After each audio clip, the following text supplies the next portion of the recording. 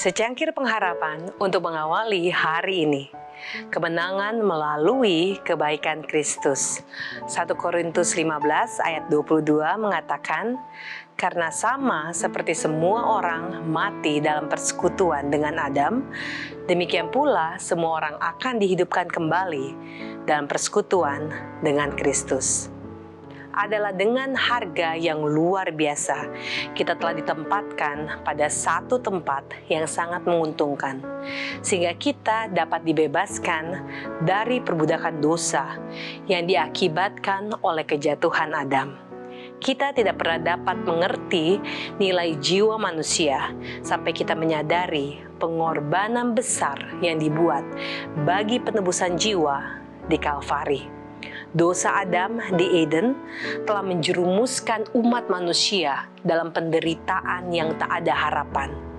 Tetapi dalam pekerjaan keselamatan, suatu jalan telah disediakan bagi semua orang untuk meluputkan diri jika mereka mau memenuhi persyaratannya.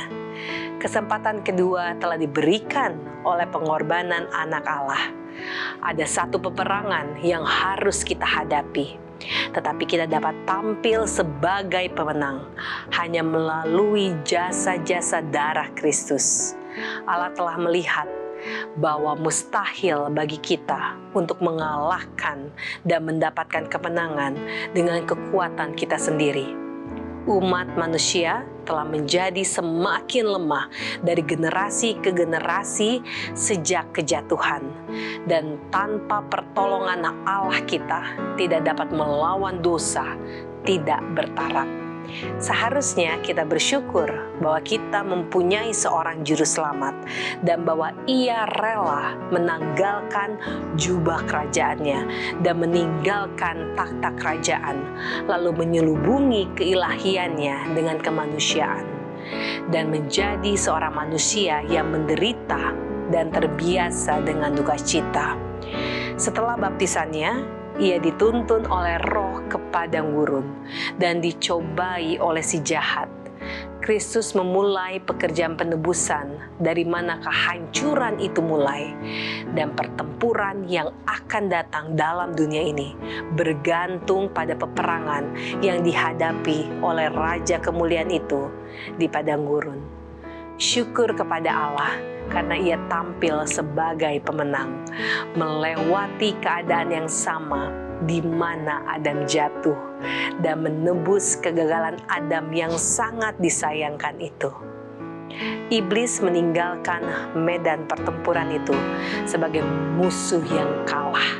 Kemenangan itu adalah satu jaminan bagi kita bahwa melalui pertolongan ilahi, kita dapat keluar sebagai pemenang demi diri kita, demi kepentingan kita dalam pertentangan dengan musuh itu. Iblis merasa bahwa segala kekuasaan dari planet yang telah jatuh ini adalah miliknya. Tetapi ketika Kristus datang untuk mengukur kekuatan dengan raja kegelapan itu, iblis bertemu dengan pribadi yang sanggup melawan segala pencobaannya. Saudaraku yang kekasih di dalam Kristus, kata-kata Kristus adalah penguasa dunia ini datang, dan Ia tidak berkuasa sedikit pun atas diriku. Segenap surga sedang memperhatikan hasil pertentangan antara Kristus dan iblis. Sekarang yang menjadi pertanyaan adalah, apakah kita akan mengambil keuntungan dari situasi ini dan tampil lebih dari pemenang melalui Dia yang mengasihi kita? Demikianlah renungan kita pada hari ini.